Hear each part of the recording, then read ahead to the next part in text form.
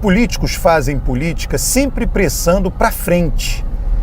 O político não pensa para trás, político não tem ressentimento.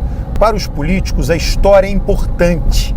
Mas a história é importante por conta de quê? Não porque ela seja uma geradora de ressentimento. E eu acho que é isso que a gente tem que entender no caso de Lula livre, né?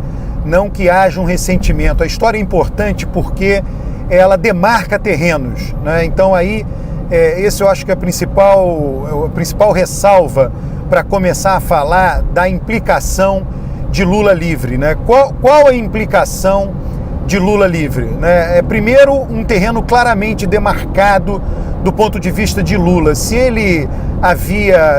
havia na cabeça dele alguma dúvida com relação a eventuais alianças, quem são seus amigos, quem são seus inimigos, essa dúvida deixa de existir, pelo menos no que diz respeito à Rede Globo, que ele agora considera, ele já até ventilou a possibilidade de fazer uma manifestação na frente da Rede Globo uma vez libertado. Então, se em algum momento, quando ele esteve no governo, houve da parte dele uma aliança com a Rede Globo, pelo visto isso se torna cada vez mais difícil. Impossível não é, mas cada vez mais difícil. Outra coisa que é uma ferida, né, desse período dele preso, né, e que é importante, é a visão que Lula terá ou passou a ter com relação ao poder judiciário, né? É muito provável, Lula é uma pessoa que tem informações vindas das mais diversas fontes, é muito provável que Lula já tenha tido acesso ao diagnóstico, é um diagnóstico corrente, não sou só eu que faço esse diagnóstico no Brasil, do caráter inquisitorial de nosso sistema judiciário. E eu sempre chamo a atenção, é sempre bom falar o que é esse caráter inquisitorial. Uma justiça inquisitorial, ela é oposta a uma justiça acusatorial. Na justiça acusatorial, que é a justiça do mundo, pelo menos que deveria ser do mundo em que vivemos, né? Do mundo ocidental, o juiz é uma parte que não se aproxima de nenhum dos lados. Tem um lado da acusação, do promotor, do Ministério Público, e tem um lado da defesa, dos advogados, de quem é acusado. O juiz tem que ser uma parte independente realmente. Essa é a justiça acusatorial. Ninguém tem acesso privilegiado ao juiz, ninguém conversa com o juiz não mantém nenhum tipo de relação preferencial, nem com advogado, nem com promotor ou Ministério Público. E na justiça inquisitorial, essa relação ela é existente entre o juiz e o acusador. Isso vem da Santa Inquisição, era assim na Santa Inquisição, e o Brasil é herdeiro dessa tradição e nunca conseguiu, outros países já foram herdeiros dessa tradição e conseguiram fazer uma reforma no sistema judiciário de tal maneira a se afastar dessa tradição. O Brasil não conseguiu fazer isso. Eu venho falando isso, imagino que esse é um conhecimento que tenha chegado a Lula na prisão, venho chamando atenção para o fato que o seu julgamento em nada difere, em nada, absolutamente nada, dos julgamentos de réus comuns, de pobres no Brasil, pobres, pretos, todos os réus. O juiz, ele decide o que ele quer, existe o livre convencimento motivado do juiz, existe a iniciativa probatória do juiz, tudo isso são cláusulas, são artigos do nosso Código de Processo Penal que dão essa natureza inquisitorial à nossa justiça. E existe também a possibilidade, sem punição alguma, sem consequência alguma, do réu mentir, né? E se o réu mente, consequentemente, o seu advogado também mente. Isso é péssimo para a ética pública de nossos advogados, isso é péssimo para a credibilidade do réu e os advogados em juízo. O que acontece no Brasil com imensa frequência é que quando um advogado, um réu, se coloca diante de um juiz, dos desembargadores, juízes e desembargadores já consideram que eles estejam mentindo, né? Justamente por isso, por não ter nenhuma consequência mentira. Em outros países, se o réu mentir, é crime de perjúrio, ele pode ser processado e condenado por perjúrio. No Brasil isso não acontece, acontece somente com as testemunhas. Então todas essas mazelas de nossa justiça, escritas em nosso Código de Processo Penal, eu imagino que na prática Lula tenha tomado consciência disso. Ele sabe, né, como ele foi preso, ele considera e todos que o apoiam consideram o processo absolutamente injusto, o processo absolutamente enviesado. Gilmar Mendes vem dizendo isso, devemos a Lula um julgamento justo. Isso é verdade. Por quê? Por causa de nossa justiça inquisitorial. O próprio Gilmar Mendes chamou atenção de uma outra coisa. Sérgio Moro se colocou como chefe da força-tarefa da Lava Jato. É um fato, né? Os investigadores têm que atuar sozinhos, o juiz não pode ajudar na investigação. Sérgio Moro ajudou efetivamente na investigação. Isso tudo está provado pela Vaza Jato. Agora, você acha que isso acontece só com Lula? Quando o Sérgio Moro afirma, ele afirmou no início dos primeiros vazamentos da Vaza Jato, quando o Sérgio Moro afirmou que todos os juízes fazem aquilo no Brasil, que era um procedimento comum, ele estava falando a verdade. Né? Eu sei que ele nem sempre se pautou por falar a verdade, mas ele estava efetivamente falando ali a verdade. Os juízes fazem assim no Brasil. Eles conversam com promotores, conversam com acusadores, conversam com o Ministério Público. Existe carreira cruzada, tem gente que começou a carreira no Ministério Público e depois se tornou desembargador, juiz, por meio do 5º Constitucional. Enfim, essa proximidade entre o acusador e o juiz no Brasil é imensa, e Lula efetivamente foi prejudicado em seu julgamento por conta disso, como o é todo réu no Brasil.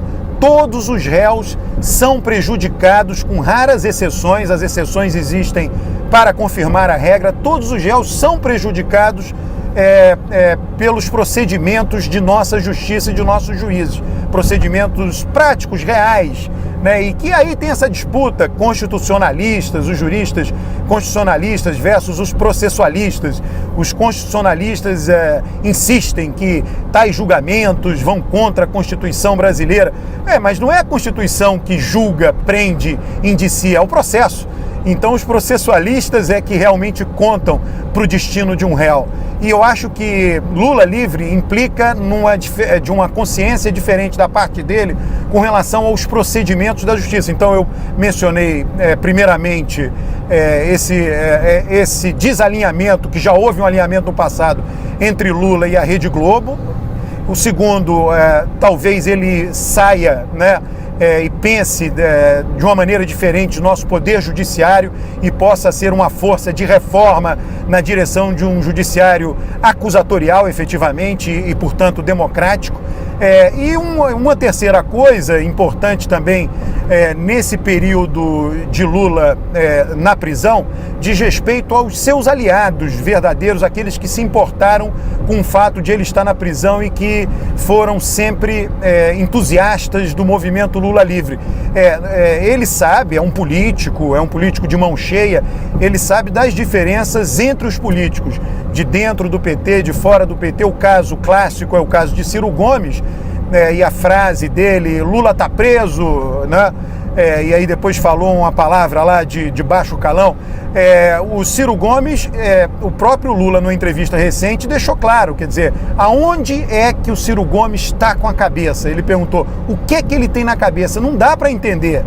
Ele teoricamente teria que ser um aliado de Lula, e não foi. Então isso também conta nesse momento Lula livre, como também conta as diferenças internas no PT. No próprio partido de Lula, internamente, havia sempre aqueles políticos mais entusiasmados com o movimento Lula livre e aqueles menos entusiasmados. E é claro que Lula percebeu isso, sabe disso, notou isso. Então isso faz diferença neste momento Lula livre, não tem a menor dúvida. Então, todo esse espectro de aliados, seja de fora do partido, seja de dentro do partido, seja meio de comunicação, seja o sistema judiciário, eu acho que isso, na cabeça de Lula, terá um peso. A experiência de estar preso, veja, Lula é o único político de projeção nacional preso, de projeção nacional, porque Sérgio Cabral está preso. Sérgio Cabral é um político de um estado, ele não é um político nacional. Eduardo Azeredo, em Minas, está preso, é um político de um estado, não é um político nacional. Se nós colocarmos Sérgio Cabral numa pesquisa de opinião para governador do Rio, Eduardo Azeredo numa pesquisa de opinião para governador de Minas, não tem a menor chance. Agora, Lula é um político nacional, Lula não é um político estadual. E Lula, se ele for colocado numa pesquisa de opinião nacional como candidato, ele é um dos favoritos. Então, ele é o único preso nessa circunstância. É o único político nacional viável do ponto de vista eleitoral no país inteiro que está preso. Único, não tem mais nenhum. Nenhum. Em São Paulo não tem nenhum político indiciado pela Lava Jato. Quer dizer, é como se São Paulo fosse... todo o Brasil é corrupto, menos São Paulo. Isso não parece muito verossímil, né? Parece muito mais resultado de um enviesamento do Poder Judiciário, do Ministério Público, do que qualquer outra coisa.